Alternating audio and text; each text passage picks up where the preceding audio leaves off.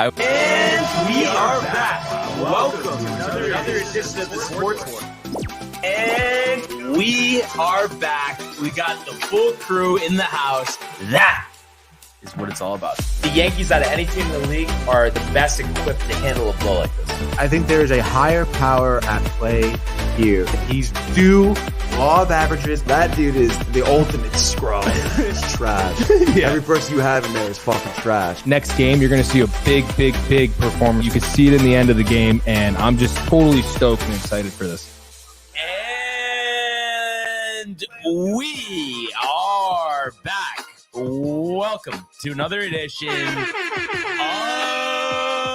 the Sports Sport. And once again, it is the Barnes and Tony Show. Anthony, how are you, my friends? All right, boys. I'm doing pretty well today. A little bit of a crazy hair day for me, but Haircut coming within the next today. month or so? I need one today, actually, today dude. Yeah. So, funny story, actually. I was going to get one on Friday, got a little sidetracked with class, whatever, dude. And I was talking to Jason, and I said, Jay, who needs a haircut? You getting your haircut for the wedding? He says, yes. Mm-hmm. When are you going? I'm going to call, make an appointment for Tuesday. I said, all right, let's go together. He says, okay.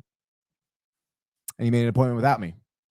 Wow. He had an appointment this morning, 9 a.m. So when are you going? I know I'm going to call after screen time today. I'm just going to And have you went to this place before? I've never gotten my haircut around here. But it's like out of necessity. Like you're almost tight that you had to do it, but you need the fresh cut for the wedding. I need the fresh cut for the wedding. I can't go home between now and the wedding. I mean, well, technically, right? I have a train or something. I mean, I guess I could tonight go home, yes, and then come back tomorrow morning. No, that would be great. Yeah, right? I would Get love a lot of that. Sleep. Yeah. So hopefully go to that place by Metro on Post Road, the big place. I don't know. Hopefully there's also, Manny's in Monroe. Just highly recommend it. Yeah. And you still go there? Yeah. I've gotten almost every single hair. I think every haircut except one since I was a senior in high school from Manny's. They take walk-ins? Take walk-ins, but also you can look at their appointment log. Yeah, I might have to do that too. I'm anticipating the place in Fairfield to be kind of slammed. Yeah, honestly. I mean, I love it because Manny's is very popular, been there a while, and it used to sometimes I had to wait there. Like it's like, oh, I just really want to get my haircut, but then it's only have to wait almost an hour. Oh, now it's walk in right at the appointment time, sit down, done. Nice. So I would check the log. Can't go wrong with the cut there. I will look into it, dude. Very good there. Very good there. It's got to happen today. Has to happen today. We got a bunch of comments though. So what do we got here? You know we do. So early and often, baby. Kev Do in the house. Yes, in Mankeys. Let's go. Still suck, dude. Player position. We want the smoke. Hashtag the company. Hashtag RepDTV. Hashtag tailgate 5 days away. Let's go again, baby. Tailgate, baby. Quick. Gotta go. That is gonna be something. Dude, it's really going to be a blast, honestly. I really can't wait. It's going to be fun to film, fun to hang out. And then, hey, last second tickets, $20. We're going in. You think so? You know, ESPN's giving away tickets. I heard them talking about they were burning a hole in Dave's pocket. That's what I heard him say this morning. Yeah, dude, I bet. And then also we got Josh B saying, what is up? Great people. Let's go. The company goes 2-1 and DTV goes 1-1-1. Can we confirm? LOL. If the company rep DTV is confirmed, Josh. And I was telling Tony before, I couldn't believe it. I was thinking we covered, but then I'm like, oh wait, it's a push. It's 3. So that's a job well done. That's a job well done, dude. I think this is going to be a very competitive pick segment for the entire season, and we're all looking forward to it here. Oh yes, dude. I mean, come on, Brian. As they say, but I'm coming for blood, Michael. Exactly. So I'm coming for blood, Josh. All right, Josh. I know you guys are up right now. It's a half game lead. Let's not get crazy. Mm-hmm. Okay. It's still early in the season here. Yeah. He's hashtagging the sports port as well. And then Kev Do says, how was that Steelers pick? You already know now. All right. Don't be gloating. All right. Let's take it easy. Yeah. Obviously, like we said, job well done. Crazy game, which we'll get to until we win next week, and then we'll be gloating. Continue on though. We're not taking the Jets. We're not getting talked into it. I'm just saying right now, we're not even just touching that game. Not doing it. So everyone else can do whatever they want. Nah, doing it. We also have Jay Bird saying, "Yo, back from the fresh cut, baby." He says, Wow, rubbing it in a little bit. He is rubbing it in. He better be careful because he was playing a little hooky from work. All right, and now, Really? Oh, now you might call Sikorsky. Call Sikorsky. The government will revoke your clearance. Okay, dude. But Jay, send me a photo, Jay. I want to see a photo. Serious, Jay. Danny V says, "Hey, let's go. We lit." He says, "Morning, fellas. The company in the building. What Hell up, Danny yeah, V? dude. What up? What up?" And he says, "Picks live Sunday morning." Absolutely. Even if it's Instagram live, let's do it. Oh yeah, dude. Or Kick Live. Yeah, Or Kick or Twitch. everything. Or everything live. All of it live. We have each have a phone, right? Just all recorded at the same time. Phone, dude. Oh, right. Josh B says, "Most certainly." Oh, no. He goes, "I am humble, Kev. Not so much, though. LMAO." No, but Tony, I really hope that you're going to keep your word on this because I could see Michael talking you into the Zach momentum. I already want to take it, dude. They're only getting 2 points. It's such a bad. I know bad 2 pick. points is not good. Come on, dude. like it's about winning. It's not about emotions, Tony. All right, so let's get the job done. Emotion at the door. Yeah, dude.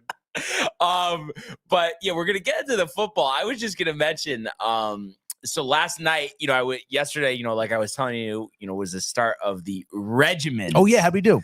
We did great. So, got to the gym, did our 500 calories, 5 miles, on the elliptical. Oh, nice, dude. Sauna after, felt great. And then, was all set. You go to the store, go pick up, food to cook. And then Pooch is telling me they're going to Archie's to watch the games. That sounds so awesome, I almost dude. didn't go, but then I was like, well, I guess I could just go there, not drink, just get a salad. Exactly what I did, Tony. Greek salad. Ooh, nice. Asian grilled chicken. Oh, unbelievable, actually. Really? Yeah. Archie's, I guess. Fairfield. Yeah.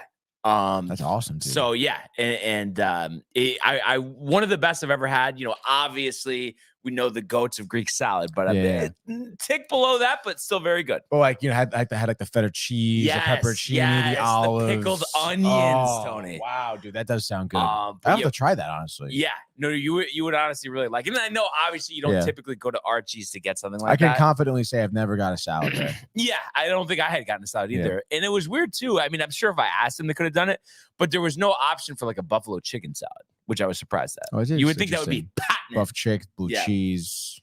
But it was definitely tough. And how about this? Talking about torture. The last hour we were there, easily a third of the nachos just sitting in there. Went to waste. Went to waste? If I was sharing them, I mean, the thing would have been, to the brim. Dude, they probably would have been good too if you mix them into the salad a little bit too. Yeah, but you know what? You didn't do it. Great job. I just want the one-on-one basketball video to be aesthetically pleasing, Tony. And yes, I'm over 2 in that department so far. So. No, stop it. But it will. It will be. So yeah, no, we're getting fired up, and I really do think it's foolproof plan, Tony. Sundays only. Sundays, whatever. Yeah. I mean, obviously, you don't have to have 10,000 calories, right? But at the same time, just don't worry about anything. Just enjoy it. And then just grind it out just every day. Wow. Really ready to make some noise here. Let's go. So what's the schedule for today? After work, you gym, elliptical again? Yeah, gym, elliptical. And then what do you do for dinner? And then you had bought the stuff yesterday? Didn't go to the store, gonna go today. Go to Costco. Oh, nice. Get the shrimp and chicken, bags of broccoli. I know we haven't talked about that in a while. Oh my gosh. I really have not had that much broccoli recently. I'm almost a little upset about that. It really is so good. The garlic. Dude, I fucking love broccoli. Have you had it recently? Yeah, I had it meal prepped last week with my rice, meat, beans, broccoli, peppers, onions. Yeah, I'm gonna go brown rice, broccoli, and then chicken or shrimp. Oh, and just run it. That's what I should do. I should do some shrimp, dude. I haven't done that. Yeah, no, shrimp is really good. Fuck yeah. Dude. We got a couple more comments there. Let's see. What do we say? Danny V says the bottle of Jack is gonna be there Sunday. Shots. Wow, that's awesome. Kev dude says no Greek salad at the tailgate. Yeah, no Greek salad. Kev, I said Sunday. I'm going all out at the tailgate. We know that we're having a couple of dogs. Do we have to bring food? Do we have responsibilities here? What's our what? Did you know? The company, they're grilling everything out. Right. So we could I threw in, but if you guys want to You threw in money or Yeah, it's like okay, 25 a person or whatever for yeah, whatever you want to dude. eat. So Okay, if, like word. you guys want to do that, because I feel like instead of having us like Bring cook stuff and stuff, and it just cook. we got enough to Like worry there's about. too many cooks in the kitchen. You don't want Yeah, that, dude. Yeah. And I feel like we know the company does it right, Tony. That's the thing. Oh yeah. Well, I mean, I don't know personally. This is my first time But experiencing I'm it. saying, But I'm just, assuming we know yes, based every on the all the people, dude. ducks are always in a row, Tony. All the ducks are in a row. Okay. But it was funny. We were finishing up at Archie's, seeing those partial nachos going to waste. I was saying it is so annoying, but like we've talked about it many times. It's like, what are you gonna just say? Well, not this time, not that time, and then there is all of a sudden no time. All of a sudden, we're back here on Monday again, saying we're starting it up. Oh man, it really no, but do you think it's the hardest thing, or it's easily a top 3 thing, hardest things in life, like just no exceptions, like yeah, dude, especially like I don't know, like in our business as well. Days are busy. You don't have time to cook or food shop sometimes, and it's just so easy to just like sling a pie and enjoy it, dude. Yeah, or like today, for example, going to Donut Delight, cappuccino only. Like, the full assortment of pastries, thoughts of an egg and cheese, but you just can't do it. I know. I honestly, even this morning at Donut Inn, I was like, wow, like a nice muffin would be nice. Didn't do it though? No, couldn't do it. Couldn't do it. Really? Although tonight though, we're talking about we have to move the carts back to Renee's place, so we're by like Main Street in Bridgeport. Jay's there, Americanteen maybe. Yeah. But it is tough. But the one thing I'll say too is like, you were talking about, you don't want to, make, you want to just grab food out real quick or whatever. Yeah. But I feel like at this day and age, like most places you could get something that's actually like not bad. Yeah. I mean, honestly, even Americanteen, you get Cajun grilled chicken sandwich. Right. But then, on the grass. How about that, Tony? On the grass? Yeah. Have you ever done that? Burger on the grass? No. No. You know what it means or not? I'm assuming meat on a salad. Yeah, or just lettuce. Not no bread. But basically on a salad. Yeah, you know who started that was Plan B Burger. I don't know if you've had that before. Yeah, I've had Plan B. Yeah. I used to go to the one in Fairfield before it went out. It's gone now. Yeah. I think it was there. I want to say when I was a freshman, and then maybe my sophomore year kind of fizzed out. There was a couple things that were so good there, but the one thing that stands out was the New Englander burger. Oh, and I think it was smoked Gouda lobster on top of a burger and onions. That does sound pretty good, dude. Stop. Well, I never understood too, like how like Flip Side was right there too, and then you had Plan B, and then there was Old Post Tavern. There was like so many like. I've never been to Old Post Tavern. Flip Side is funny. I've only probably been there 2 or 3 times. Very good. But I don't know. The whole thing is like I feel like I like a grilled burger. Yeah. And like they're definitely good out at like Flip Side or something. But I don't know. I feel like it's never at the top of my list getting a burger. Like I feel like I don't. At a restaurant, you're saying in general? Yeah. I don't know. I don't know if it's like just from like the younger days, like going to Five Guys a lot and stuff. I don't know. I think it's almost better like no matter where you're talking about on a grill versus getting it somewhere else. No, I could see that. The specific burger, maybe the restaurant has better toppings to put on, but a grilled burger, I don't think there's anything like it. Yeah, no, there really isn't. I don't know. Sometimes I do really crave a burger, but Plan B, I don't, or Flip Side rather. I don't know. I'm not a huge fan of them, dude. I mean, you know me, like I feel like they have like their specialty burgers and stuff, and it's just like, I mean, I can get a regular cheeseburger, but I don't touch their specialty burgers. And then at that point, like it's like their meat is great. I'm better off cooking one at my home. Yeah, yeah, absolutely. But anything today or the Michael fast today? Right now, yeah, I'm probably gonna because I'm assuming we will be eating merit. Yeah, so I'm probably just gonna coast until dinner. Nothing. Really, not hungry right now. Oh yeah, I'm a little hungry. But just the coffee. I had some water. Yeah. Plus, I want to like make sure my suit looks great on me on Friday. Suits are tough, dude, because it's like years in between. You wear a suit. It's just like obviously like, you're not sometimes your body's not the same. Would you think anybody would have a better idea than me, Tony? Of course I get it. Oh. Okay. A couple more comments here. Jay, big on the coconut shrimp. Actually, he made coconut shrimp. I want to say last week, and we had a really sweet and sour sauce. It was fire. Oh, so good, dude. And the lettuce bun. Danny V knows the lettuce bun. Lonnie coming in saying, "Good morning, gentlemen. Happy birthday, Uncle Rico." So we have to mention that. Those games last night were wild. The defense outpick came through. Good stuff, Prez. Prayers up for Chubb. Shout out to the company. And then Josh B mentioning ticks to Jets for Sunday in the building. Price under 100 after that Dallas game. LOL. Honestly, that's pretty great. I feel like under 100 might be worth considering, especially after a few shots of Jack, dude. Lonnie, of course, hashtag rep the company, hashtag DTV, dude. Jay, I'm still waiting, by the way, on the photo of your haircut, Jay. Like, you're not like, just give me like a photo in the mirror, bud. Like, what are we doing? Come on. I'll send you one when I get my haircut, if I ever get my haircut. But anyway, we have Michael Theofo in the building as well. Hey, boys, legends. Best show out there. Don't at me, dude. I will at you because you're saying it, man. You're saying it. Lonnie says hello to Michael with the nice salute there. All right. I mean, I think it's probably about time, right? We had a lot to go over. Brian said that for a hot second, but let's go now because I can obviously handle it better than he. To the world of the National Football League. He wants Jefferson, climbs the ladder. Oh my goodness! Justin Jefferson, the catch of his life. Burrow fires, intercepted, picked off at a pick six. Minka Fitzpatrick, an absolute ball hawk. Niners twist up front and get to Tagovailoa. Bosa again.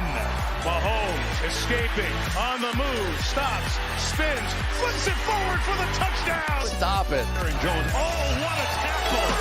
Quincy Williams with a pile driver. Williams, dude. Quincy Williams, dude. But I feel like a wise man once said, timing is everything, Tony. I believe someone did say that. Right? Yeah. No? Okay. Are we caught up on the comments? Or? We just have Michael just commented right now. Joshua, Lonnie, the company with a couple wavy hands. There we go. There we go, dude. Interaction, I feel like, Tony, for the last what would you say? Easily the last month, maybe 6 weeks, all-time high or no? Easily all-time high. Did Jay even get a haircut? Right or no? Like, I'm not trying to rip him, but his hair looks the same. I don't know. Let's have the people decide, dude. Yeah. I mean, Tony, I would just go right to Manny's. Honestly. I would not go to that place. I know. I feel like I don't know, dude. All right, so here's the video Jay just sent. This is why I was asking Jay. Why? This isn't playing now. Oh, here we go. Nice. There it is. The left, the right. He's pretty hyped about it. But I don't know, dude. I mean, obviously, the sideburns here cleaned up. Yeah. I don't know. And also, like, I'm sorry. I mean, obviously, I'm a little critical on the haircuts because I grew up in hair. But Tony, his hair looks the same. It does kind of still look long, and the sideburn is like kind of crooked there. It's not like that doesn't look straight, right? He said just a cleanup, but I mean, Jay, just the cleanup. Jay, dude. I mean, I think you might have got swindled there. I think, I know. I think you may have gotten a little swindled. I mean, it looks good. It definitely looks a lot better than before. That's for sure. It's not as poofy. I mean, but Tony, stay away. And Lonnie says, did he give himself a haircut? Oh my gosh, dude. How much did he pay, dude? The prices, the price. Usually you're out. He went to some place in Fairfield too, like not the place I'm talking about, some other place called Pico's or something. 50 plus or no? No, dude. 25? Come on. Michael saying Jay got ripped off, but Jay makes anything look good, so he's good. And it's like, listen, we get what Michael's saying. All I'm saying is, I think for whatever the prices were, I don't think they did anything. I think I could have done that. You know what I mean? So I don't know if that's a value play. Yeah, I don't know. Manny recommended. Manny recommended. Oh, so, Manny Santiago, I think he's talking about. What, Manny cuts hair? No, I think maybe he just said like, go to this place, dude. Okay. I think he says his wife goes there. Yeah. But also, I mean, you never know what Jay says to the hairdresser. It was just like, I just want like a little bit off the side. Don't touch the top, or something like that. I almost feel like it's my duty right now, Tony, to see if there's anything available at Manny's. Honestly, what do you got, dude? Well, first of all, do we have a time frame? Like, I what mean, are we we? got screen time probably ends around 1:30, 2 o'clock. So 2:30, yes, conceivably. 2:30. I'd like to go right after screen time, ideally. So Okay. there's no just fucking right there and get it done. A couple more. What do we got? Let's see. Jay Bird says, I wouldn't let you anywhere near my hair, Barnes. When did I say I cut hair though? Oh. Kev Du says he could have just handed me the money. I would have used the Flowbee on his hair. That's Jay, terrible. Let's hear it. I know you gave him like a $30 tip. So I'm guessing. What's your guess, Tony? My guess is he spent $45 with the tip. No way. You don't dude. think so? I'm thinking $25 haircut, $10 tip, $35. 35. Okay. $35. So honestly, Jay, just drop the price in there. All right. It's just we're in it right now. We're talking about it. In it to win it, no? We're in it to win it. Lonnie, by the way, says the prices. Wow, my guy Danny has a 2:30 appointment 50 available with tip, dude. Did I not just say 50, that? Did I not definitely. just say that? Michael again gives you 50. That's highway robbery, dude. I got you. I'm sorry. Danny, 2:30. Could book it for you right now. 2:30. I gotta do it. Really? I gotta go get a haircut. No, Let's and then go, dude. How far away is this place? It's right off the connector. I don't know what that means, dude. All right. Oh. Yeah. What? I'm gonna guess it's What's gonna it called? say 15 minutes. What's it called? Manny's Barber Shop? Yeah. It is 15 minutes, literally. Manny's Barber Shop, Monroe. 14 minutes. I'm telling you, Tony, like you'll get the VIP. They're not gonna treatment. botch it. You mentioned me. This is the guy I go to is available exactly at 2:30. Okay, dude. I feel like you almost need to vlog it. I'm not kidding. Yeah, you want to come with me? Let me just see here. So okay. So I could actually fill all this out. Other than I'm just gonna need. Can you just text me your email? Oh yes, of course. My email, dude. Oh yeah, let's go here, dude. This is very exciting. Yeah, we got to get the cameras going though. I'm sure Mike will want it. Mike's probably all in right now, dude. So MATT ARIE LLO. Okay, and let's see. You're texting me your email. Just did it. Okay. Brian laughing, ha. Vlog it, LOL. And then Lonnie saying, in terms of the price, what? That's robbery. Did he cut Jay's hair with the gun he held him at gunpoint with? Wow. Michael says he's in. Jay Bird saying, can't trust a barber. The salon cares more. I will say, I've never been to a barber shop ever in my entire life. Tony, I really can't wait to hear about this, especially because once you drop my name, he's gonna be like, well.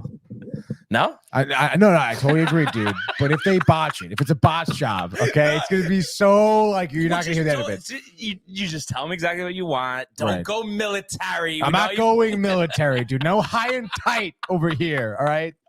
Just send you the confirmation. You should see one of your email as well. Yeah.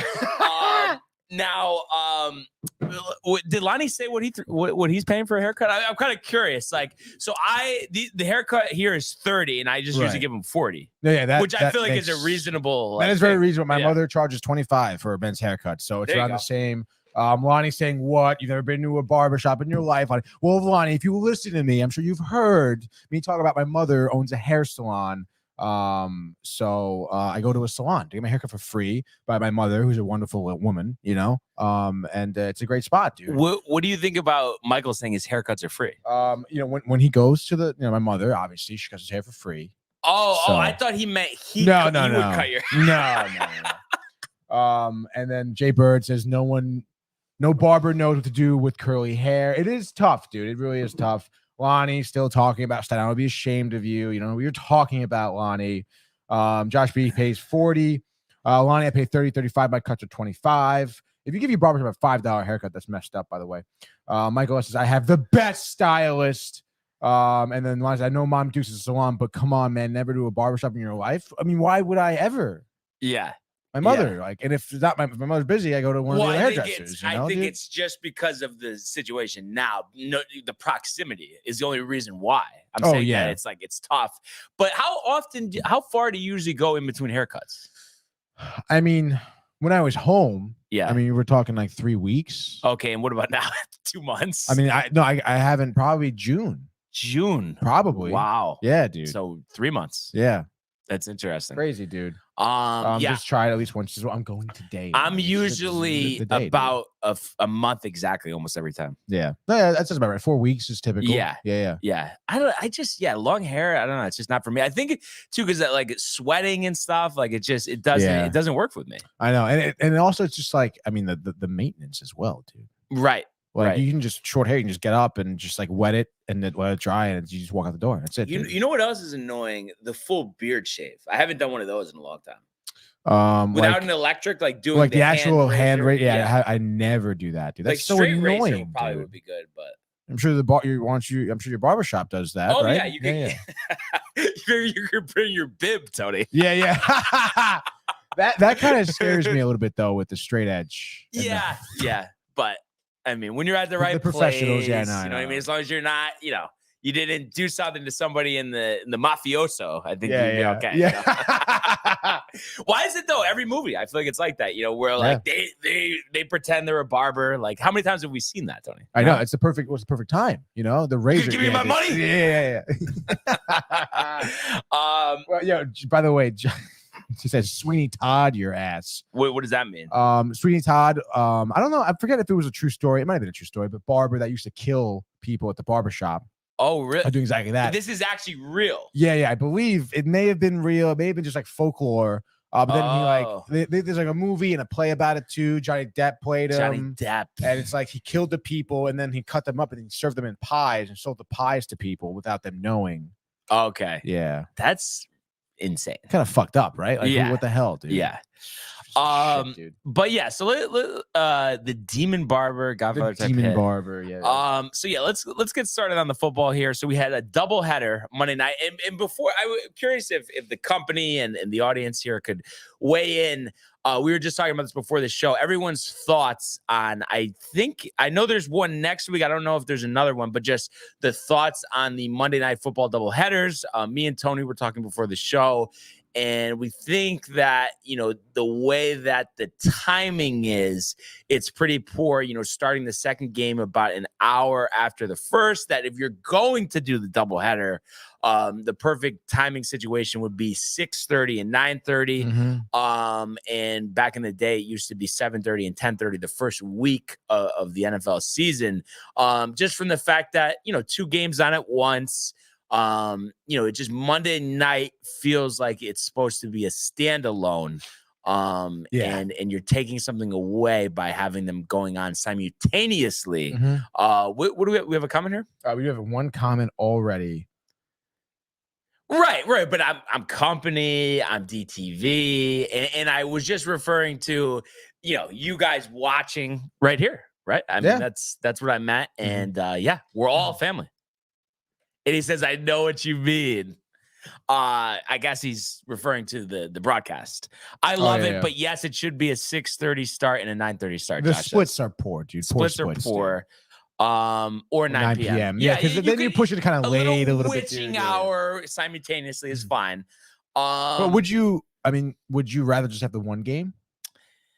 I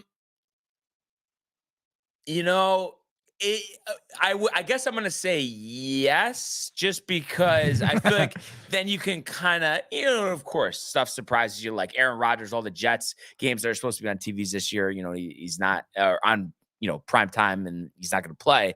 But I feel like if you can control and make sure that you have a very good matchup versus, when you have 2 games like last night. I mean, yes, these are both close games. And of course, an AFC North game, it's always physical. It's always close. We get that. Mm-hmm. But I don't know, this Panthers Saints game, and let's talk about it now. But I don't know. I just think I like the idea of having a monster on Monday night and just having one of them have it be a really good game that everybody wants to watch. Yes. No, I totally agree. Manning cast, no Mannings. So what if they're the Manning cast? There's no reason for it, though. You know what I'm saying? It's not even necessarily ripping the Mannings, Tony. It's just like we've been watching football for how long? When did we need a second broadcast? I know we did. Now they're doing like tertiary broadcasts, like the Pixar broadcast now, and the Pat McAfee one, dude. Yeah. Oh god, the Pat McAfee one is such. You don't like McAfee? I don't like McAfee that much because it's just like so annoying. And the cameras dude, or no? The cameras, dude. And then first of all, his broadcast, he's standing on the sideline. Yeah. And he's got like the cut off the tank top on.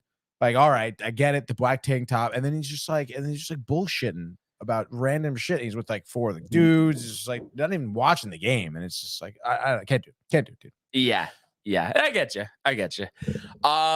So give me 2 games on Monday, Lonnie says. Yeah, that's what he wants. I don't know, man. I do appreciate the one game because it's like I can focus on that one game and I don't have to like to switch back and forth. And I know whatever, you would be pissed about this. You know, we were sitting at the bar yesterday at Archie's, and you know they have like the lights blocking the TVs. Oh. So like the Panthers Saints game was right in front of me, but then to the right was the Browns Steelers, and there's some light in front of it. So literally, I'm sitting from where I'm sitting, and I'm like looking at the play, like going like this. That's so funny. Like I don't know, how are you like Archie's and like people come there to watch games, and there's lights in front of TVs. And like you definitely know that. Like you looked and like, oh, light blocks that. It's like TV. not that hard. Like, and it's like, oh, maybe they don't care. They don't care, dude. I don't know. It's just, I think that stuff is crazy. They make enough money.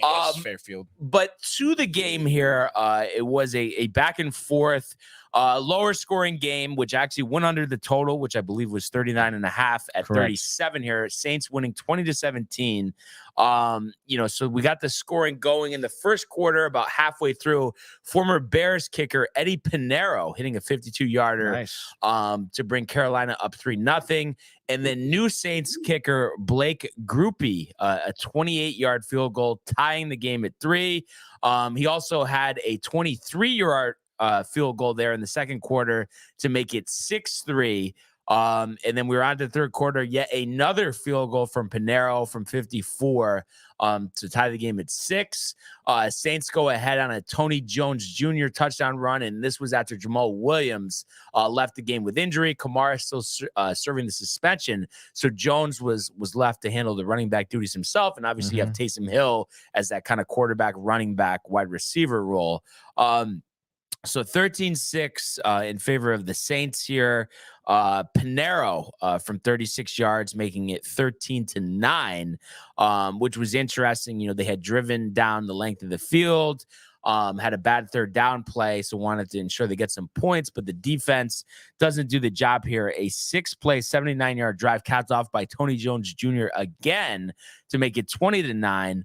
And then Bryce Young, who really struggled all game, finally had a solid touchdown drive here, capping it off. 11 plays, 75 yards, just under 2 minutes. Adam Thielen catching his first touchdown as a Panther. So that made it 20-15. They go for 2. He finds Thielen again to make it 20-17, which was kind of good and bad, just because that got us a push on the spread. Obviously, we're hoping to win. They don't recover the onside kick, as you would expect. And Carr and the Saints go to 2-0. Panthers go to 0-2. And really, I was not impressed by either quarterback in this game. Carr, 21 of 36, so 15 incompletions, no touchdowns, only 6.3 yards per attempt, a QBR of 37.8. So I just thought he would, have more success. And I know they are 2-0, but the interception he threw was bad. He was sacked 4 times. And you just have to wonder, with Jameis Winston sitting on the bench, Tony, is Derek Carr better than Jameis Winston? I mean, I don't know, man. I don't think anything necessarily points to that he is better. I think he could be. But right now, I don't know. I guess I don't know. I mean, I always liked Jameis Winston. I thought he was a great player. He's incredibly smart. I think he's chill on the crab legs, though. Obviously, yes, obviously chill on the crab legs. College hammered. Right? But he's someone who can really slow the game down. He can kind of control the game, and that's what you want from a quarterback position. Derek Carr sometimes gets happy feet, I feel like, in the pocket, and maybe because of his injuries throughout his career, sometimes he seems a little hesitant. But I still think there's times Derek Carr can shine, and I think Derek Carr deserves a shot with the Saints, given again, just like the bulk of his career on what he had to deal with the Raiders. I think he's a good enough quarterback. He could lead a team to victory for sure. And I think, obviously you mentioned the 15 incompletions, the one interception. I mean, he still threw for, 228 yards. And I mean, his offensive line didn't help him a ton, getting sacked 4 times for loss of 29 yards total. He did enough to keep the Saints in the game and win this offensively. Thankfully, Bryce Young on the other end, the Panthers there, they did kind of not a great job. I think they were 4 for 14 with converting on third down. Bryce Young, I know he didn't have any turnovers, but what did he throw for like 150 yards, something like that? Right. They just didn't have really much offense going. And, I think Derek Carr played okay. I mean, against a better team, you may see more sacks, maybe another interception, but again, if he keeps it a little clean, if he loses that interception, I mean, it's still not bad throwing for 228 yards. Yeah, I don't know. I had this expectation, with him going to the Saints and second year wide receiver, Chris Olave from Ohio State. He had 6 for 86 last night. Michael Thomas healthy for the first time in a couple of years. I just expected him to have like a career season. I know it's only 2 games, but I don't know. I just think with this supporting cast, he should be better, and it shouldn't be down to a 1-possession game against the Carolina Panthers. Yeah. I mean, I see what you're saying, but I forget who said it yesterday. Maybe it was Kev Dew, who said really like Derek Carr never really impressed him. And I mean, he never really impressed me either, and I understand, I expected the same thing, change of location, certainly, an uptick in production, but I think maybe it's going to take some time. I don't know what the rest of the Saints schedule looks like, but I think maybe easing their way into the season like this, they're at 2-0. It gives Derek Carr some cushion room. It probably gives him some confidence as well. I think maybe him, facing off against a better team. Again, I don't know who they're facing next week, but I think maybe, again, having that kind of newfound confidence, being 2-0, I think he can kind of buckle down for a week, really study up against a good team and kind of rise to the occasion. So I think maybe given that opportunity, you may see, it looks like they're playing the Packers actually next. Which I think, that's their pretty defense decent. is pretty good. That's a good test at Lambeau too. Yeah, and I think it's the Packers' first home game, I want to say, of the season. Right? Let's see here. And by the way, I mean, I just looking at that at the service. I mean, give me the pack. I know. Right or no? Yeah, Green Bay right now is giving -2. And then Kamara is still going to be out for that one. Yeah, Green Bay has started on the road. They're 1-1. Yeah. But you never know. Again, like good test for Carr could rise to this occasion in Lambeau. I mean, it's I'm not sure how much experience he has playing at Lambeau. But again, he's been a quarterback a quarterback in the league enough, maybe being, a veteran-ish quarterback can help that. Yeah. So there definitely is an opportunity here, and we talked about all the bad defenses Derek Carr has played with over the years. So to finally have a top unit in New Orleans, you would think that would go a long way. And we've talked about it, that division being wide open. Derek Carr's 0-2, by the way, career against the Packers. 0-2. Yeah, it's just, I don't know. Him at Lambeau, it just doesn't seem like the right spot. But they do have a good defense. It's a shame.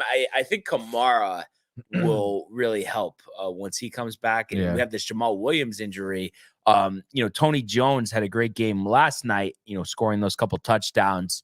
But I think you're going to need more than that if you're going to want to win at Lambeau, especially first game of the season. Mm-hmm. We know how those fans are in Green Bay. Definitely. And you're looking at Carr's stats for when he did play Green Bay. Only one of those games were at Green Bay, but he threw, let's see, it was 22 of 28, threw for 293 yards, 2 touchdowns, 1 interception. So, that's not, he wasn't sacked at all too at Lambeau. So, that's a good, that's not a bad stat line for him. This is back in 2019, which is pretty interesting. Yeah. That ended up in a loss. So I don't know. Maybe he still, if he can put up a performance like that, you never know. Yeah.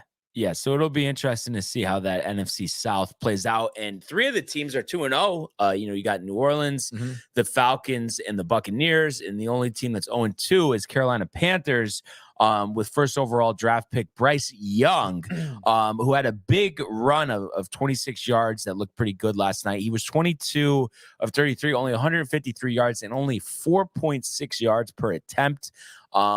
I know it's very early on, and Pooch was really giving him a tough time, but I have to say, I do agree. I'm not calling it over by any means, Tony, but he is small. I feel like his attributes don't stand out. Not everybody has those A+ attributes like Renee, who, if you talk about what would her Madden rating be? 99? And what's Bryce Young? 68? I mean, come on. Yeah, it's pretty bad. Go Steelers! Yep, absolutely. And we're just about Watched the recap of the Steelers game at the gym this morning on the television. you were so Wow. fired up. Yeah. The steel curtain, Renee. Josh B saying Carr looks exactly the same as he did in Vegas. So which I think is true. Obviously there's time left in this season, but this is the opportunity of a lifetime in terms of his career to actually do something and have a successful year, wins and losses, maybe win a playoff game. So we'll see if we could do that. What about Bryce Young though, Tony? I mean, is there reason to be concerned here? The small stature, legends. I don't know. I'm a little nervous as Michael joins us. Yeah, I would be a little nervous as well, honestly. Again, I mean, he is mobile. That's cool. He's athletic. You like that in a quarterback. But I mean, I don't know. Nothing last night. And again, against a team like the Saints, I understand the defense could be good. I think they sacked Young 4 times as well. But still, I mean, I guess you're kind of expecting a little bit more out of him. Second game of the season, I know, but still, you're still expecting more out of Bryce Young. I feel like a lot of people were talking highly of him as well coming into this year. So expectations right now have not been met. Yeah, I just 5'10", 194. I don't know.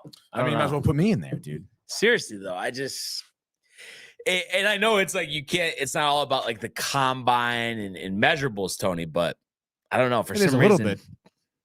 I don't know if that's gonna work. I mean, I don't know. How big was Drew Brees? 5'10". I mean, I think he was listed at 6. He's but not probably 6, 5. dude. He probably was 5'10". Yeah.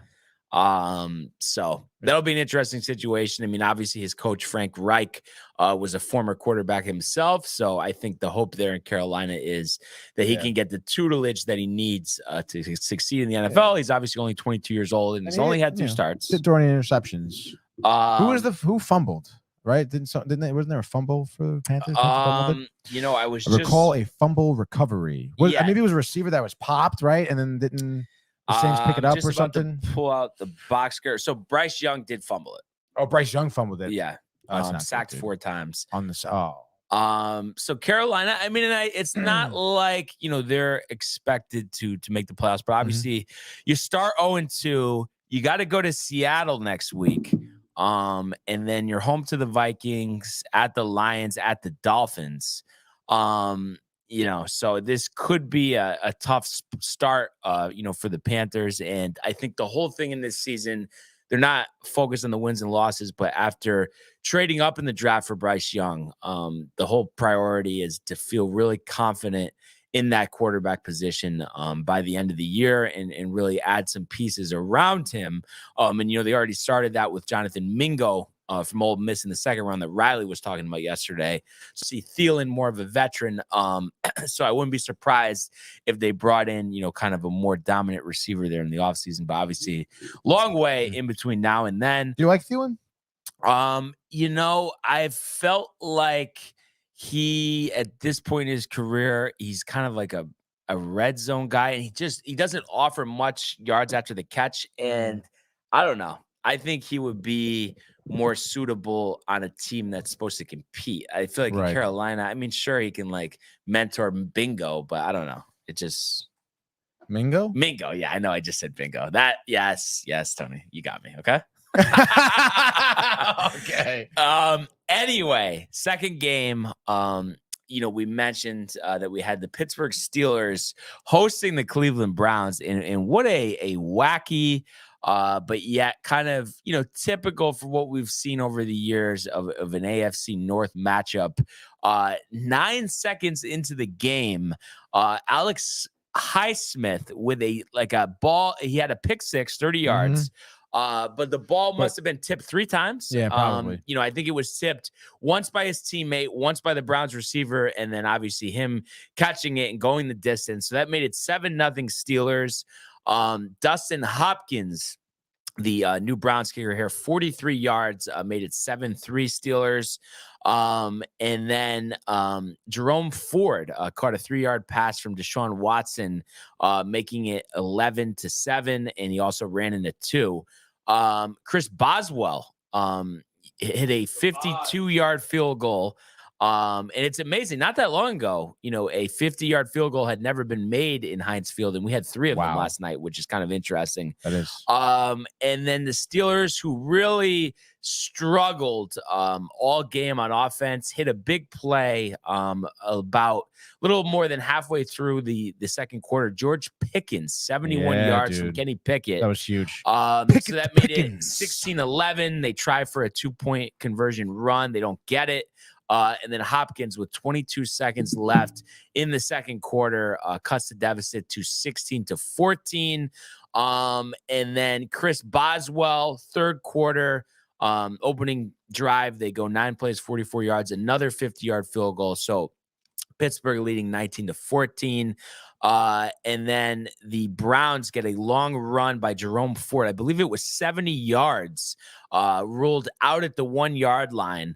And then Pierre Strong Jr. runs it in to make it 22-19 after a 2-point conversion run from Deshaun Watson. So the Browns going for 2 twice and getting it in this game, which was interesting.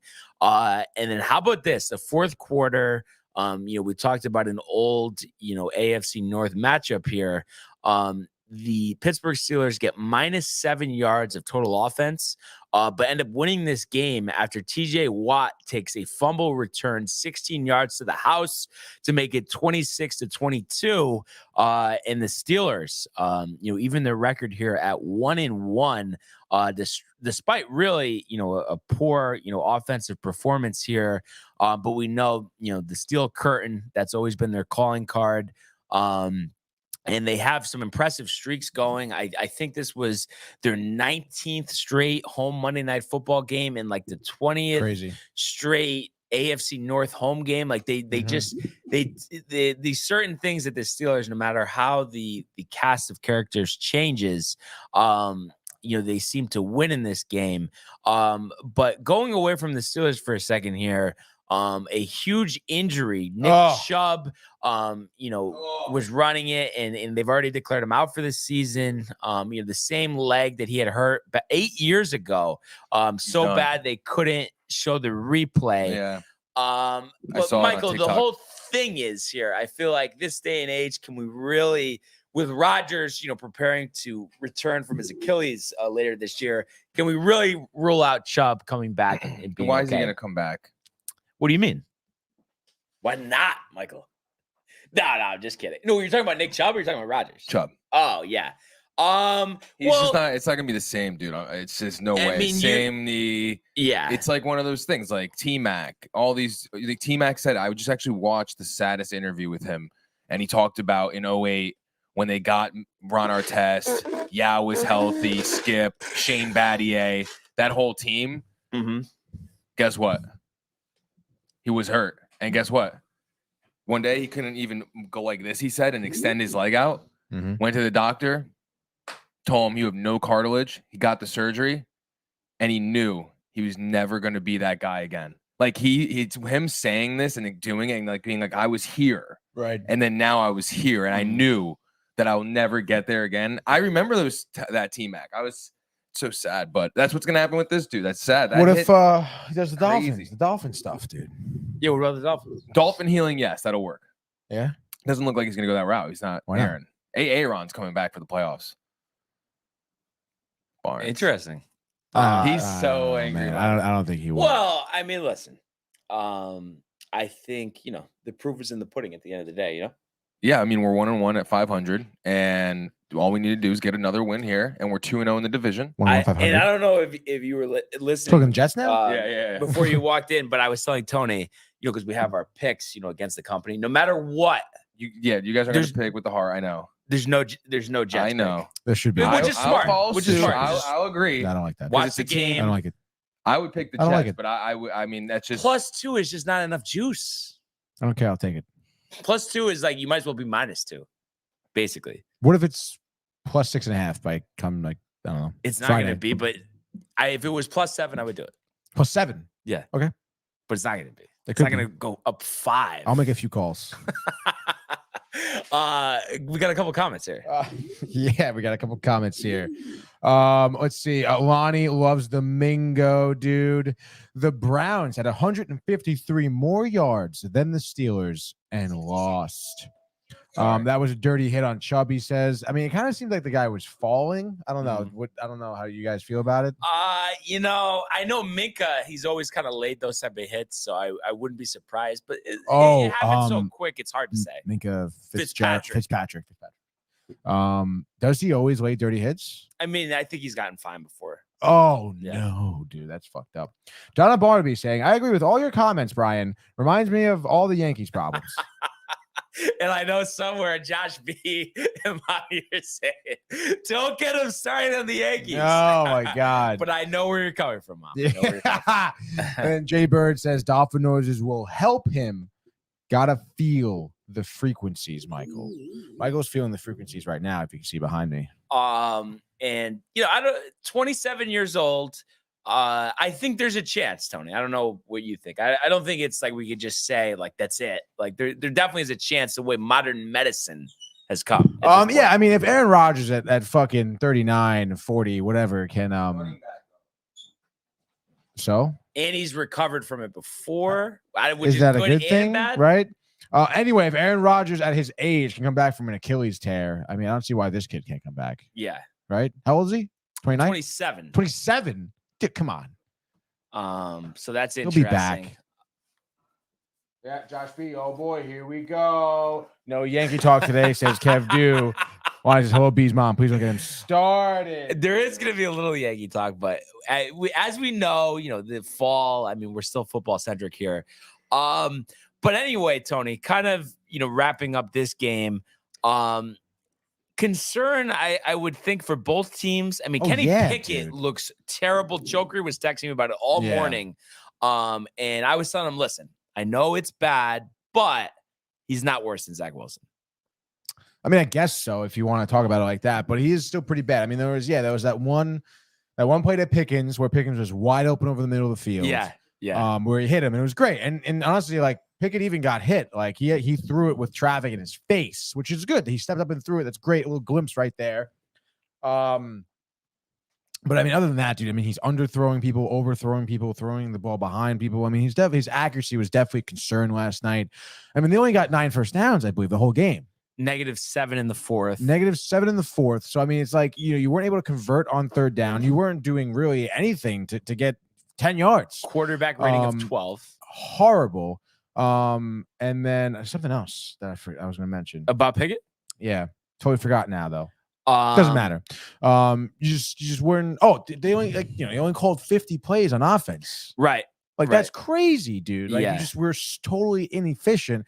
And obviously, you know, there could be many different reasons why. I mean, I do think that there were certainly, the Steelers' defensive line the Browns' defensive line were definitely in Pickett's face. Yeah. Most of the game. But I mean, still, I mean, you gotta do something there. You know, I mean, there was a lot of throws there that I'm sure people would want to have him back. So yeah, definitely some concern here for Pickens, let's go to the comments. A couple more comments. All right, fine. Yeah, let's go to the comments on this, dude. Looks like Kev Do says, "Oh man, that's too bad. Knee injuries for Chubb. It will be a miracle if he plays again. He'll be back, dude. He's 27 years old. People underestimate the power of a nice, like, young, athletic man." And I just feel like these football players, a lot of them, like the ones that are at the top of the game, they're so driven. They will do anything that it takes until it's literally impossible. They're going to keep trying. Not to mention, they're like at peak physical fitness right now. Like their bodies can handle this type of stuff. Not to mention, they get like the best medical care immediately. Like no one else gets that. Like Rodgers surgery day after. Like, are you kidding me? Like there's no he's already in recovery probably. Right.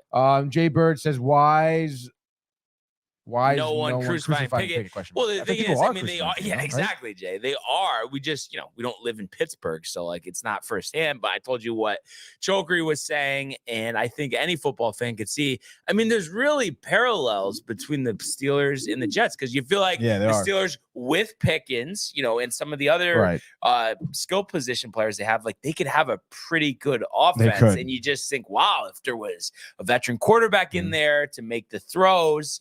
It would be a lot smoother. I'm so happy that we have Zach Wilson, though, not Kenny Pickett. So shut the fuck up, Tony. Oh man, I feel like I could go another 10 rounds about that. To be honest, would you rather have Pickett? What's the point? What's the point at that? What's even the point of that? No, I mean, but I still would be pissed, Tony. So I mean, there's not. It's what I mean. To give it a comparison, Tony. It's like comparing, like how we are. We have high standards for our food. Right. It's like comparing two bad food dishes that we don't want to eat. What's the point? That is true. Yeah. We're not playing patty cake over here. Sorry, not Jay, but Kev Dew says, "Look at the pic I sent to Brian from college." And last night. Yeah, actually, I should send that over to you, Tony. I can pop it up there, dude. Let's see here. What do you got, dude? Oh my God. Yeah, the college picture is insane. What college picture? What are you talking about? No, Kev Dew texted me a picture, but I'll send it to you right now. All right, let's see here. Okay, just sent it over. All right, waiting. Up there it is. Oh my God, dude. Nick Chubb's knee injury is devastating, especially considering it's the same knee where he had an extensive surgical reconstruction while playing for Georgia. At best, I mean, that is so bad. The top one you can't really see anything, but the bottom one is like ridiculous. And the fact too that he got to the point that he's at right now is crazy, which almost makes me think, Tony, that maybe he could recover from this. Yeah, dude. It's Go to Lonnie's comment. Goosebumps, dude. Lonnie says Double B would rather have a trash bin out there throwing passes for the Jets. Oh, wait. Zach is already out there. Wow. So little scud there by Yanni. I guess so. I mean, I don't think he has much grounds to be standing on about that, dude. And we were talking about it yesterday. I was telling him, give me Jamarcus Russell, codeine syrup and all, over Zach Wilson. Literally. That's crazy, dude. Yeah, that is insane. He had the arm. That's ridiculous. He made some of the codeine syrup, dude. That's what you want, dude. No, that's Josh says he's not wrong. I mean, I guess so. I mean, come on, dude. But I am actually kind of curious. Like Tony, you kind of yesterday alluded to me that this game upcoming, is very big in terms of like the leash and everything. And I didn't get a chance to ask Michael, like, where are you like with like, good, bad performances? Are you like blindly giving him the rest of the season, or do you feel like there's a certain cutting point for Zach? Good question, dude. Yeah, I mean, but who's our backup right now? No one. No, I mean, but in terms of, let's say, just hypothetically, I'll get someone. This game he throws 3 or 4 interceptions, throws for 100 yards. Are you bringing in any type of other option? Yeah, obviously. Okay. So there, a breaking point is coming, is what you're saying. Okay, so at least there's common ground there. I mean, yes, yeah, that's true. Bonnie says Tony B is whacked out in his brain. That's clear, he says. I mean, come on, dude. I mean, I don't know. I think we'll be fine. Dude, Pats, I'm telling you, dude. I'm just gonna start there. Oh, I guess why though? Like, what would be the rationale that we'll be fine? Pats, who have beat us up pretty good last 8 years. Zach, the games he's played against him hasn't played well. What is giving you that good feeling? Because I really do. I mean, I think that there were spurts of good play by the Jets against the Bills. I mean, beating the Bills week 1, like I feel like is getting extensively overlooked here. And that was a game that had a great game plan. They ran the ball a lot. Zach made a couple good throws, which is what he played clean ball for the most part, which is what we need. What was that? Yeah, what are you watching, dude? Oh, okay. Now, Tony, you would know because he's your roommate. Is Jay being sarcastic, saying Tim Boyle might have what it takes? I think he is being I sarcastic. actually have no idea who he is. Can we pull it up? I think maybe the hairdresser cut a little bit too much. It was maybe hitting some skin there. Can we pull up Tim Boyle though? Tim Boyle, let's go. I don't know, like just like Football Reference sort of deal? Yeah. Go Football Reference. That's fine. Reference. Let's see. So Kevin From Boyle, Hartford, dude. Connecticut, which is interesting. Oh, Michael doesn't like Hartford though. It's a horrible city. Let's see. He went to, I guess, UConn for a hot second. East Kentucky. Okay. After that, went to Xavier High School in Connecticut. Interesting. Undrafted. Dude. I wonder. I know kids who went to Xavier. He's my age too. He's born. Well, I guess born 94. He's 28. He'll be turning 29. Maybe this put year. some feels out. See if anybody is familiar with him. Honestly, I think I will. And I mean, he was in the Bears before. Okay, I do year. remember him on the Lions. So what is that? 3 touchdowns. Yeah. 3 starts. He was 0-3. Yeah. 61 of 94 for 526 yards over 3 games, 3 touchdowns, but he threw 6 interceptions. So I mean, we can do some game log action if you want. What was that, 2021? I don't think we're gonna see anything favorable to I him. don't think so, dude. Seattle, they lost 51-29, and he had 2 touchdowns and 3 picks. Yeah. Lost to Atlanta 20-16. And then lost to Detroit. Oh, sorry, lost to Cleveland 10-13. Had 2 picks, no touchdown. Yeah, no, he's not good. And Yanni says, so y'all see why Zach is in right now. Boyle is not him. And of course, but I do have to feel, Tony, like, and despite like your optimism with Wilson, like I think it is a terrible job by Joe Douglas not to even bring anybody in though, to have another option. What if he gets hurt? We can throw Boyle in there. No, I totally agree with that. I know it's interesting. I mean, I don't know. I mean, clearly the backup quarterbacks were just not even a thought for the Jets organization this offseason. And people have been talking about that for a while, but I don't know, man. I still think that it's a little bit more of an indictment right now in the organization as opposed to just Zach Wilson, To the end of the day, I mean, if Zach Wilson really does like suck and can't get better, again, isn't that like an indictment on Saleh and the Jets as a whole? Yeah, I just hate the fact though. Like, I don't know. I just feel like too, like you think about all of the, organizations in the league, the better ones. I feel like they all have where, you have your established starter, you have a good backup, and then almost every year you bring in some type of rookie quarterback as like your developmental project. Right. And like clearly that wasn't, happening here. And I just have a tough time believing that there's, even if we're comparing the salaries, Tony, that there's not somebody that we could have had better than Zach Boyle. I mean, I don't know. It seems like that Saleh now, Boyle. Zach Wilson, Tim Boyle, dude. Yeah, you can put them together. I don't know. I just feel like, I don't know. I mean, Saleh comes up there and he says that Zach's the guy. So, I mean, do you think Saleh doesn't believe that? I would imagine that they would have to have some type of confidence in both these quarterbacks, right? There's no way. But you saw his face though on the Monday Night Football game, though. That was like he's talking about seeing ghosts. I know, Tony. but that's because I think he knows that he's scared, dude. I'm telling you, him and Hackett are fucking petrified right now because their entire game plan threw out the window week 1. Like they're definitely scared. But I don't know, dude. I mean, again, I refuse to believe that they don't have confidence in these. Like, why would they have these quarterbacks even a part of the team? Because they didn't think they'd have to play. That's so stupid. It is, though. but that's the truth, though. Then they should be fired. Honestly, the both of them should be canned right now. Bring in Brian Barnaby and Michael Theophil. And I think the reason why, Saleh has to be politically correct, but I think the reason why he doesn't believe in Wilson, because I think he knew last season that team was good enough to make the playoffs, and then they lost their last 6 games, So it's just like, I think that killed them last year, and he's like terrified that that's going to kill them again this year. Yeah.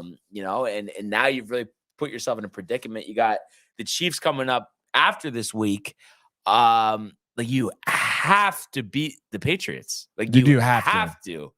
And I think it's going to be tough. Like, I don't know how you get through that game without any turnovers on your end on offense. I mean, you don't really need to necessarily.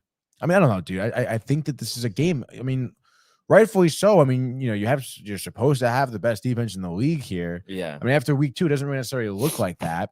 So it's like they got to buckle down. I mean, it's Mac Jones, for God's sakes. The guy's a fucking wet noodle in the pocket. Like, he's not like, you have to terrorize this man. But I think we need 24 points from the offense. And like, can we get that? I don't think 24. But that's so like 17, maybe. That's so. I'm telling you, dude. But we can't win every game 17-16. That's not going to work. No, you're not. You're going to win this game. Let's say you get 17 points offensively. You get another touchdown from your defense. But you know what I mean? Like, we're relying on a defensive touchdown. You're going to win this game 24-10, dude. You're holding Mac Jones to nothing. I'm telling you, 24-10. Rely on defense. Why can't you rely on defense in a running game? But those are two aspects of the football game. You don't need to be throwing for 350 yards. No, I mean, I guess too, Tony. I mean, if we did what you were saying about really hammering it in the run game, I don't think 24 would be out of the question. But it's like, are you going to be able to do that effectively? Because I think going into it, I would think Bill Belichick's going to expect the Jets to run the ball a lot, or try to, after failing to the previous week. Yeah, no, I mean, you're probably right. I mean, Belichick seems to plan for a scenario and plan well for it. But still, you have Breece Hall. I mean, he's a phenomenal running back, incredibly athletic. If you play him smartly, like, that's going to be great. And then, mix it up. Like, give Wilson some chances to throw. Have him roll out or something. Have him already running. You know what I would love to see? First play of the game, flea flicker. Like, just get the crowd. No? Yeah, I like that. Why not? Because I feel like nobody's expecting that. I feel like, in general, and I get it. Like, you can't run 5 flea flickers a game. But I feel like there's not enough of that in the league. And then everyone was talking about this, which is true. You think about how, like, the Dolphins used Tyreek Hill. I feel like Garrett Wilson, they were talking about this, I think, on Rick and Dave this morning. He's not in motion enough. He's just out to the left. They're hoping to hit him on a deep route. How is he not doing end arounds? How is he not doing 5-yard outs? How is he not playing slot? Right or no? Probably like, there's no creativity there. Poor play calling. Yeah, dude. So they got to figure that out, dude. I hope those adjustments are made. So it'll be interesting. And I guess we were talking about this before. Steelers, we think, the offense is going to be a concern. Harris hasn't looked good as either. I kind of think Jalen Warren might end up, earning his way to a 50-50 timeshare. And we'll see, if Pickett can step it up or not. But quickly on the Browns here, Tony, Watson still, I guess it's been 8 starts, since he came back from that suspension, hasn't looked great. And then you lose Nick Chubb. They're 1-1, of course, but is there some concern with the Browns that offensively down, rest of this year, scoring might be a stretch? Yeah, it does seem like it. Again, I mean, I feel like week 1, when they beat the Bengals. I mean, Watson's I think 175 yards. And I think he had a pick and 2 fumbles last night. One which cost him the game. Yeah, he's had 2 throwing touchdowns and 2 picks this season so far. So a little bit, I guess, lackluster with protecting the ball for sure. And that's, again, I mean, when you give the ball up, you're obviously losing the ability to score and win the game. So it's like, you got to figure that out, Deshaun. And it's like, yeah, it's cool to see him scramble sometimes.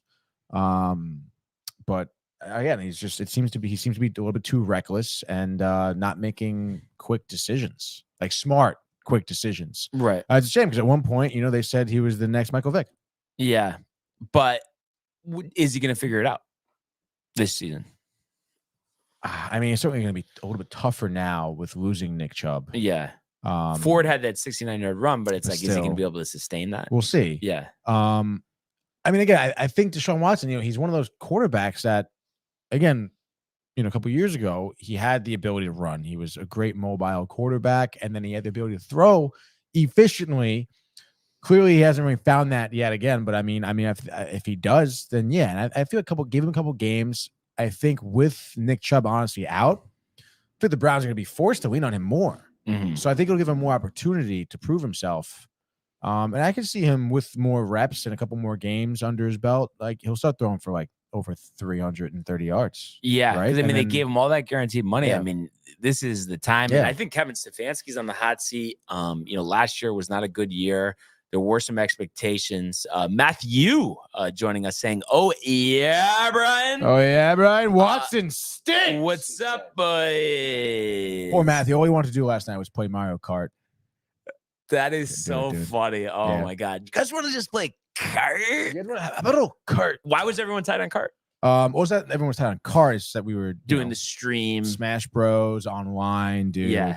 Who Um, is like, I know all you guys like Smash Bros, but who is like the number one like Smash Bros fan? Yeah, like that's like so jacked to play. Like you, Michael J. Like, That's a good question. I feel like we all get pretty jacked to play, right, Mike? I mean, Jay was definitely especially jacked up. I told him about it. He goes, "Yeah, let's go, dude." but who's you know, like F bombs left and right? Like, I get pretty tight sometimes. You yeah, over everybody. Oh yeah, probably. Yeah. And are you the best? I think so. Yeah. Is it close? I mean, yeah, sure. But you know me. I mean, sometimes you just gotta fuck, dude. Like, I mean, it just happens sometimes, dude. You know, like shit doesn't go your way. Matthew, a couple more. Yeah, he just thinks at that game. He's totally out on That's how Smash I feel about bars. Kurt, Dude. but I know the feeling, Matthew. Matthew says, "What up, Alani?" Alani says, "Hey, Matt." But yeah, that's funny though. So did you win all the games last night or no? No, so we play online against people, around the world. And it's just always it's hit or miss sometimes because sometimes you get a couple matches in, you feel good, and then you like run into like this guy who's really good, and you just can't glitching out or no? Oh, sometimes there's some glitching out a little bit, but for the most, we're hardwired in at my place too. So we try to have the best internet connection for that reason. But sometimes, dude, the people online who are fucking nasty. And it's like it's not even like you can put the controller down, and you just stand, you just can't even do anything, dude. It's over. Like, it's over. And just to wrap this up here, I was just going to ask you, moving forward, rest of the season, more confidence in Cleveland or Pittsburgh? I guess Pittsburgh, the Steelers. I mean, historically, they're just always competitive. Yeah. Browns, obviously not. Right. So, and I think, both, questionable at the quarterback position. I would think Watson will have a better year, but maybe Pittsburgh just overall, like defensively and stuff, maybe is better. Yeah. So it'll be interesting to see. This AFC North. The Ravens. Sit the top at 2-0. Bengals are 0-2. Burrow. They have that Monday night game against the Rams, and he's not a lock to even play. He tweaked that calf injury this past week. So do you think that he's been kind of nursing that? Yeah. Since the start of the season. Well, I mean, and you saw when he originally did it. I mean, I thought it was a torn Achilles. Yeah. He's hopping around like he's on a pogo stick after it happens. Wow, I haven't been on a pogo stick in years. Man. I would literally break every bone in my body if I tried to get on one of those. Really? You think so? The coordination, Tony. You know what I mean? This isn't basketball, okay? It's not basketball. And Josh B agreeing with us, saying Pittsburgh, the Browns and Jets are the same shit franchise boat. Well. Hopefully the times are changing, Josh. But obviously we need answers at the quarterback position. But time will tell. But I have to say, Tony, doesn't it feel like even though we're only in week 2, they were already back like full swing of football after really having like a long time off, barely, little tidbits here and there, but not too much football conversation in the last 7 months. Yeah, no, not at all. And I feel like especially now because the football season with the double headers on Monday too, there's so much like kind of compact, like within the week. It's not just Sunday, and obviously the matchups for Thursdays have been good too so far. So let's go, dude. Forgot about one thing: Barkley out the next 3 weeks. I wouldn't be surprised if it's extended longer. Yeah. Giants short week against the Niners. Ankle, right? Sprained ankle. Always tricky. Are the Giants in trouble? Huge. They were in trouble even with Barkley on the field. Yeah. And then the Niners, the short turnaround dude too. And Daniel Jones. Talk about someone who's been lackluster so far this season, and with the big contract and everything. It's just doesn't look great for him. And I think, Bosa's got to be all over him on Thursday, dude. Yeah, like highlight reel for Bosa. Well, and I think just the problem is, you're staring with Barkley out the next 3 weeks. You're staring 1-4, possibly 1-5 in the face, because after that. Seahawks, Dolphins, Bills. That's tough, dude. And especially, Niners, Seahawks, Dolphins without Saquon Barkley. That's very tough. So I mean, Daniel Jones will be your rushing leader. yeah. I mean, Matt Breida, I always liked, but I don't know. I don't know how you put this together. But it's just crazy how everything just changes so quickly. I don't know like how.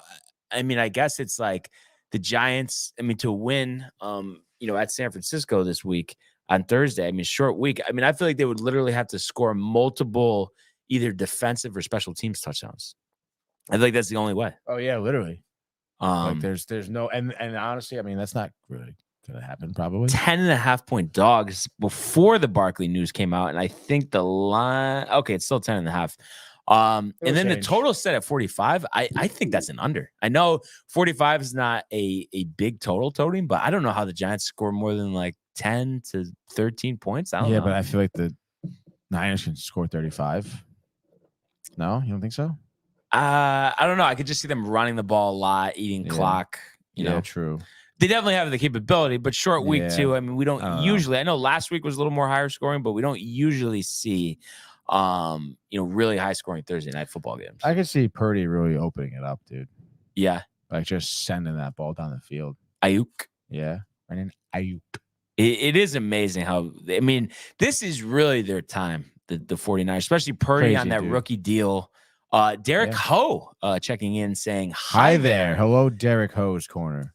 Have we had any more clarity on Derek Ho? No, he's been popping in every so often, just saying hi. Appreciate the hello, screen dude. Time too or no? I don't think so, actually. Okay. I haven't seen him on screen time. Gotcha. Maybe lunch, I don't know. Yeah, that's true. That's true. But yeah, great to have you with us. But let's go now to the world of Major League Baseball.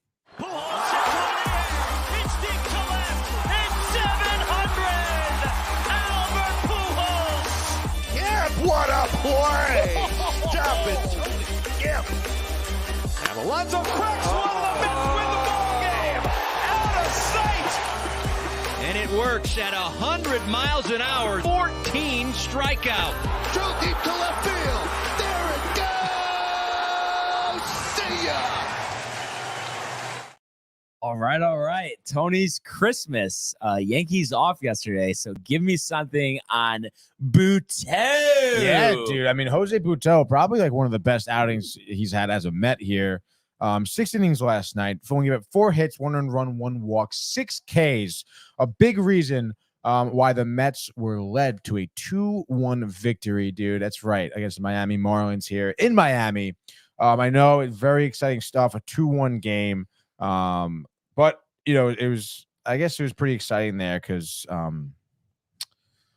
McNeil there had the 9th inning go-ahead home run, the solo shot to make it 2-1 there in the 9th. But in terms of scoring, I mean, you had Vientos single to center field in top of the 5th there, scoring.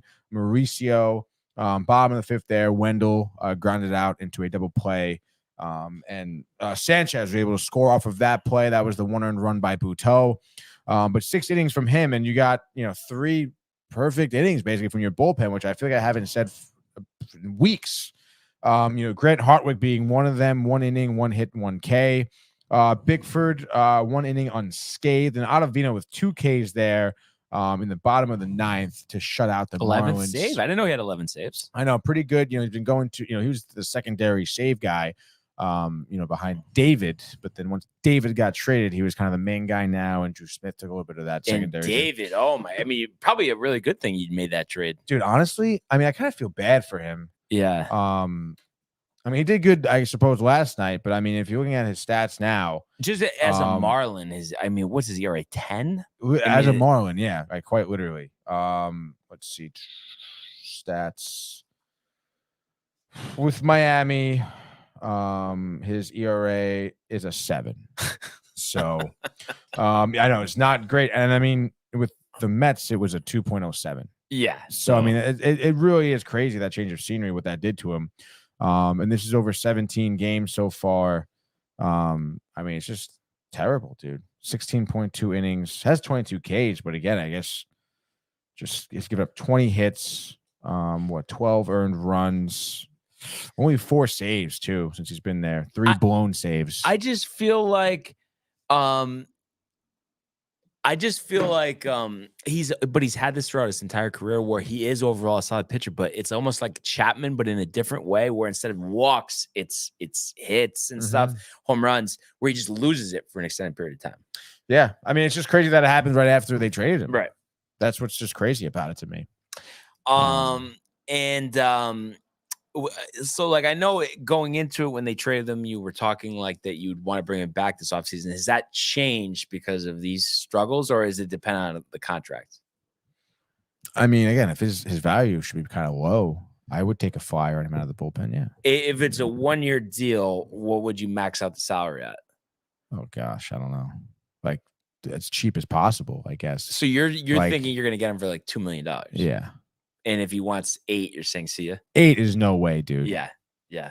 Right? I mean, that's ridiculous. It is going to be ridiculous. interesting. Michael. $8 million, Michael. I mean, Ottavino is worth that ERA down to 2.87. I wonder if they're going to be able to move him, because I know there's some mutual option or whatever he's going to pick up, or player option. Do you think he's rehashed it at all where you could potentially move him? I don't think his salary is that high. It's like 6 or something. Yeah, I don't think so either. I'm guessing you want to move him, right? Yeah, I would too. I mean, he's just been inconsistent. You can't trust him on back-to-back days. And again, at 11 saves is cool, but again, he's just not that reliable. Yeah. And that's what you kind of really need out of the bullpen. I mean, especially, next year your bullpen needs so much work. And I was just Diaz is a huge question mark. Like, I mean, you're gonna need to sign. I mean, I think at the minimum 2 high leverage relievers. Yeah. At the minimum, dude. You think there's any chance that, I mean, I know there's needs kind of all over the place here, but that Cohen just says, let's just go all in on the bullpen and you give Hader $100 million, or no? I mean, that would be ridiculous. That would be ridiculous, dude. I know. I mean, I could see like Cohen wanting to do that. Yeah, but I don't know, man. I think there's a lot of different areas the Mets need to spend money. So I don't know, man. I think you may see him spend his money a little bit more like smart. I think this offseason. And do you think, because I've always been a proponent, and obviously the Yankees have, typically had a strong bullpen of just loading the bullpen. Like I thought what they did back in the day with, Chapman, Betances, and Miller was great. But do you think that it's because it seems like for whatever reason, it's easier to develop bullpen guys than any other position, that to invest on a seasonal basis, $60+ million or something like that on your bullpen isn't money well spent, just because as these relievers get older, they are proponents to injuries and just bad seasons? Yeah. I mean, I think so. I mean, you do see that a lot with teams that kind of develop their bullpen from within, or bringing young guys. I mean, when you really think about it, I mean, you need this guy to pitch 1 inning. You only need them to get 3 outs, sometimes 6 outs. Like it's not crazy to develop a bullpen guy, because they're just, they're not in there for a long amount of time. I mean, it's high leverage situations and stuff like that sometimes, but I don't know. I think for the Mets, though, again, like they need a lot of work. I mean, I don't like Hartwig. I don't like Bickford. Coonrod, I don't really like. I mean, like a lot of their guys I just don't really care for. Like they have their bright spots, but they're not that consistent. And that's one thing you really do need to, with your bullpen guy, some consistency just for the year, So I think it's worth picking up a couple guys that are already established in the league, guys that, night in, night out, for the most part, they can get the job done, when called upon. I mean, your bullpen's going to be, I think, a huge part. I mean, it's a huge part of any team, obviously, but there's going to be a big part of the Mets team next year because, I mean, your rotation is questionable, right? I mean, like you just can't, it can be one or the other, I suppose. But I don't know, man, the pitching in general just needs a lot of work. And I just know right now the guys we have just aren't getting the job done. They're not going to get the job done. So you got to bring other people in. Yeah. So it'll be an interesting off season for sure. So, we obviously have the Yankees back on the diamond today. Starting that 3-game set, against the Blue Jays. And, obviously we all, anticipate that the season's over, but kind of the one saving grace this whole time has been, well, if you can win 6 against Toronto, because right now there's 6 games back of them, or 7 games back, so they would still need to win 1 more of the other games, whatever. So this is kind of it, and obviously too, they've put themselves in a good position with this recent stretch of winning series where you just play even if you just played 500 baseball the rest of the way, you would have a winning record. So you go into this game, Kikuchi on the hill versus Clark Schmidt, who overall has had a good year. At times definitely struggles with giving up the long ball. 21 home runs allowed. Speaking of struggling with the long ball, Kikuchi's allowed 26. Jeez. So I like this matchup for the Yankees. Seems like they hit left-handers well, and for whatever reason, the way starts fall, they haven't faced that many this year. So I like this opportunity. Obviously, you want to keep yourself mathematically alive as long as you can. And even if, the miraculous run doesn't happen, I think there would be some semblance, Tony, to knock the Blue Jays out of it by winning these 6 games left against them. So I think this is a very good opportunity tonight. So I think I could definitely see Clark giving up a couple, maybe he limits them to solo shots. But I say, why don't we mark Clark down for 6 innings, 3 earned runs, all solo shots. And I think the Yankees, Kikuchi early and often, maybe like a 3-run homer in like the 4th inning by Judge. And I think this is going to turn out to be 5-3. Yankees over the Blue Jays. I like that. Kikuchi just got popped by the Rangers. 6 earned runs over 5 innings. So any concern about Vladdy? Been back-to-back kind of years. Yeah, 267, 24 home runs. I know that's not. Volpe almost has as many home runs as him. Yeah, it's kind of interesting for Vladdy. Are the strikeouts just way up? Like, what's? I think just the slugging. Strike. It's Well, right now he has struck out 93 times. It's not like a ton, dude. 267. He's not even. He's nowhere really in the top tier of the league in any of those stats at all whatsoever. So, I think maybe you're a little worried about him. I don't know. You think it's just you think he's lazy? A little older. Yeah, I guess, or maybe I don't know, because that big year he had, was that the juice ball season, 2019? His big year, no. His big year was 2021, right? He had 48 home runs, 450 home runs. 29. Oh, right. Okay, it was 2021. And last year was respectable. Let's see, strikeouts, aren't really up at all. They're down actually. Yeah. And 7 less doubles. 8 less home runs at the moment. His slugging has been trending downward since 2021. Yeah. So I don't know. Maybe that was an outlier season, and he's instead of a guy that's approaching 50 home runs, he's more of a guy that kind of caps out around 30. I guess that could be the situation, which is still fine, I guess. But I was expecting like Ohtani numbers. I know. Again, 2021, he had 48 home runs, batting 311. Every time he's up, he's hitting a home run. Yeah, it's crazy, dude. So, slugging 601. That's obviously a great contact, a lot more power, better average. So, it'll be interesting to see, but definitely hoping that we can take care of business here against the Blue Jays. Are the Mets, Tony, running it back tonight against the Marlins?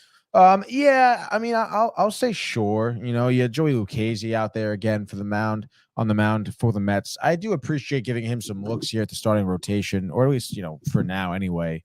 It's actually funny.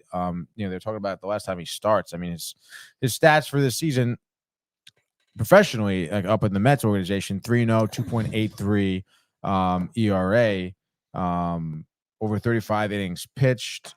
He's got 24 Ks, giving only 4 home runs here, which is good for him. And it's funny because what the funny part is that in the minors, he sucks, actually. He has way worse numbers in the minors.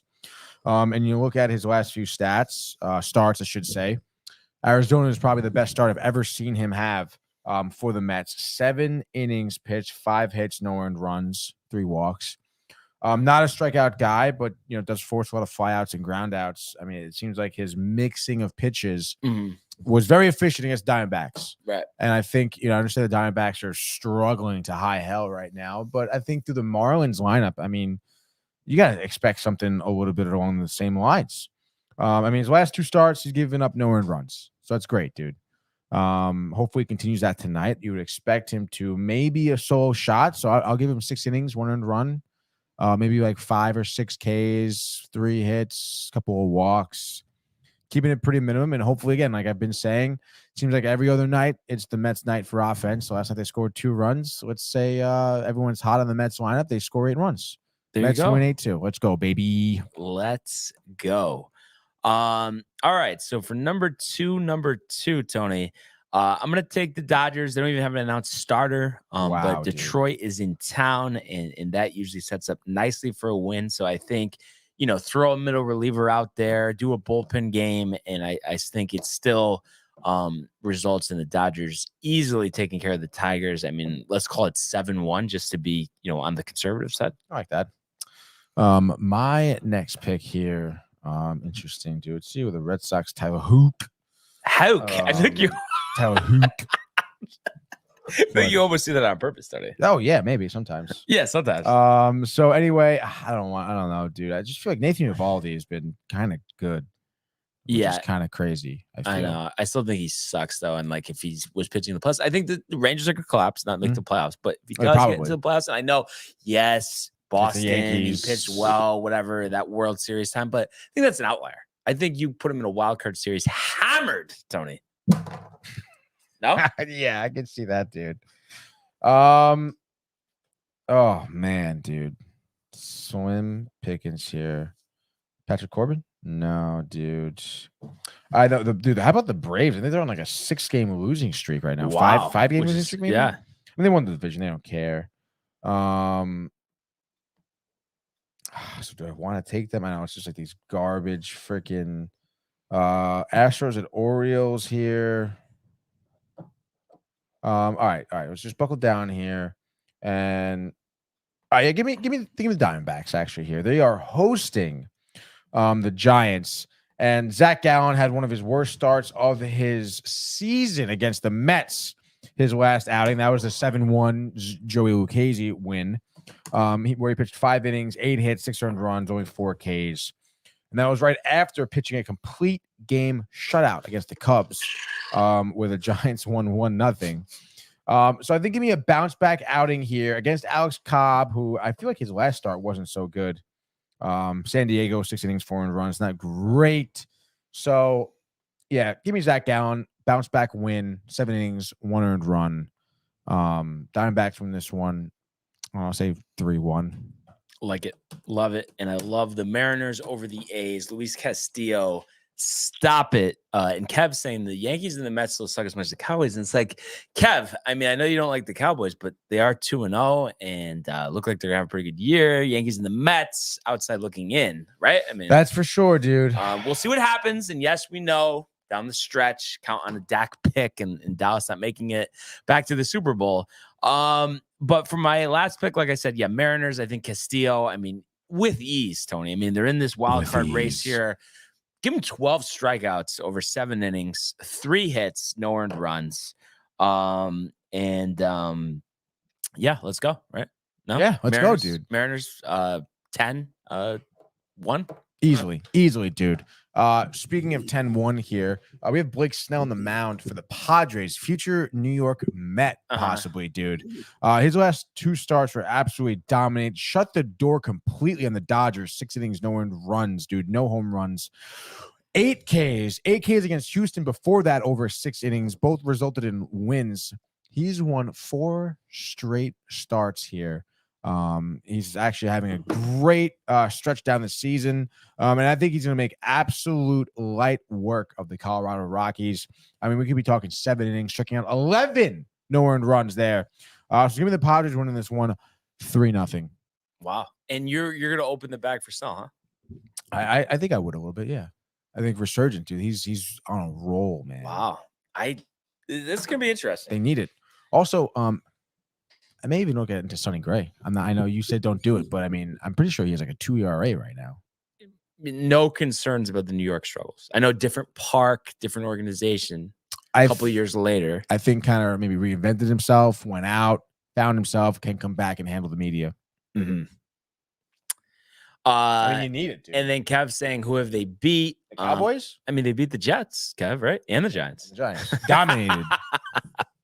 But I get it. We'll see. And I'm not saying, that they're gonna win the Super Bowl, but at the same time, I mean, I think they're pretty much a lock for the playoffs, and maybe even getting to the conference championship game. I would say lock for the playoffs. I could see just Cowboys, Niners, dude. old school, NFC championship game. That'd be kind of sick. Gray, what did we have on the splits there? Let's see, 2.84 ERA. So very good there. Very good there. 174 innings pitched, 171 Ks. So be interesting to see. But yeah, I think multiple starters, multiple setup guys. So should be a fun offseason, I would think, don't you know? Yeah, definitely. And he's having actually a shit August. In September. Right? Or no? Oh yeah, I guess so. Yeah, September. Well, second September. half. Sorry, no. Yeah, 270. Oh, it's because you were looking. I was go looking at down this, one. dude. Go Yeah, down yeah, one. it was- There you go. He's actually not having. He's having a great time, dude. Yeah. But Minnesota, I think there is something that is different. It's like AJ Burnett after he couldn't get an out for the Yankees after he was big in the World Series a couple years later, goes to Pittsburgh, does well. So I think that type of thing happens. You don't think he would do well in the Mets? I could see him struggling. The media, the media would jump over him. Yeah, probably. But I mean, he's put numbers up like this. But I mean, we're short on starting pitching, especially with the Urias situation. So they might have to pivot there. Do we have screen time? That's right, noon. That's Noon. correct, dude. Got some nice hot button news coming out. September releases on Netflix. Dropped a bunch of new movies, dude.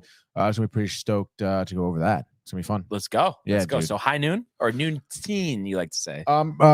Noon 15, dude. Noon 15. Yeah, okay. noon 15 would go for. I can go to the bathroom and maybe come in, settle down, wipe the chair down. So the best in the business, in the movie industry, in the gaming industry, in the television, in that could be a bite. But anyway, you get the point. Tony, Manny, Michael bopping in and out, Renee. You guys are the best. No? We are the best. You guys are the bloodline, so definitely check that out. But we really appreciate everybody today tuning in and continuing to comment, like, and subscribe. All of the archives on the YouTube page, Tony Michael Renee Costume. Shout out to the company.